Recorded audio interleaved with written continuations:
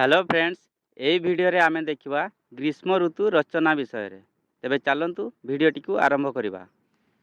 उपक्रम ऋतुराज बसंत विदाय निये चैत्र मास शेष रे आरंभ हुए बैशाख मास।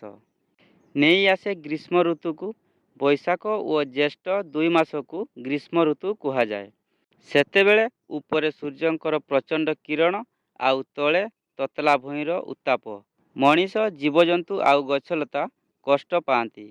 ग्रीष्म ऋतु रे अधिक खरा हुए, उत्ताप क्रमश बढ़े, कूओ पोखरी नदी नालू जल सुखी जाए, जलर जीव माने अधिक कष्ट पाती। माटी फाटी जाए, गछलता झाउली पड़े, खरा बढ़िले गरम पवन अधिक बहे, अणनिश्वासी हेबा परी लागे। दिने दिने धूली झड़ हुए, चारिआडे अंधार देखा जाए, घर द्वार रास्ता घाट सबू ताती जाए, देहरु गम गम झाल बाहरे, समस्ते पंखा पवन और बिंचना पवन को आश्रा करती। केही केही खरा बेले गछ मूले विश्राम नियंती।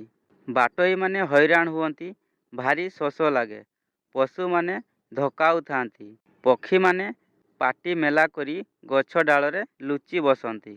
एबे देखिबा ग्रीष्म ऋतु रे फूल फल। ग्रीष्म ऋतु रे अनेक प्रकार फूल फल होता है, यथा मल्ली, हेना, चंपा, बौल, मधुमालती इत्यादि। एथि सहित जामुकोली, पणस, आंब, सपुरी, डालिंब, खजुरी, ताल, बेल, तरबुज, लिचु, सेपटा आदि फल मध्य होता है। कृषक मानकर अक्लांत परिश्रम एही सबु फूल फल आदिर सृष्टि होता है। ग्रीष्म ऋतु रे पर्वपर्वाणी। मनुष्यर समस्त दुख कष्ट एही पर्वपर्वाणी हरण करिथाए। एही ऋतु रे साधारणतः अक्षय तृतीया, पणा संक्रांति, शीतल षष्ठी, चंदन यात्रा, सावित्री अमावास्या आदि पर्वपर्वाणी पालित होता है। एही सबु पर्वपर्वाणी मध्यरु रज पर्व हेउची अन्यतम। ओडिशा रे पणा संक्रांति उपलक्षे केतेक स्थान रे झामु यात्रा मध्य अनुष्ठित होता है। एबे देखिबा ग्रीष्म ऋतुर उपकारिता। अधिक उत्ताप जोगु गरम लागे, जल सबु बाष्प होई ऊपर को उठी जाए। खरा दिन हेले आंब गछरे आंब पाचे, पणस मध्य पाचे, सपुरी, ताल, जामुकोली इत्यादि फल खाइबाकू मिले। लोकमाने आखुरस, सरबत, बेलपणा पियंती।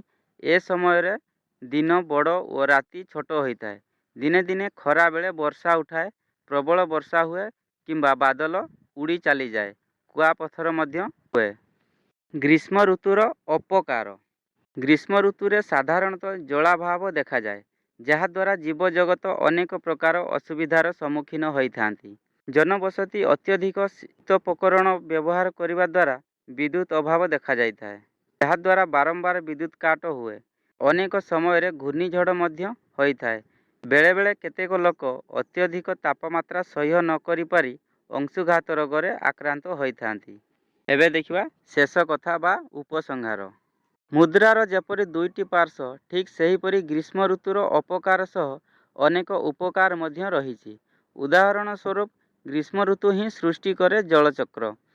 दुख जंत्रणा संगे संगे मलय पवन बेस अभूला स्मरणीय। ओके फ्रेंड्स, रचनाटी केमती लगिला आपनको मतामत कमेंट बॉक्स रे जणाइबे। धन्यवाद।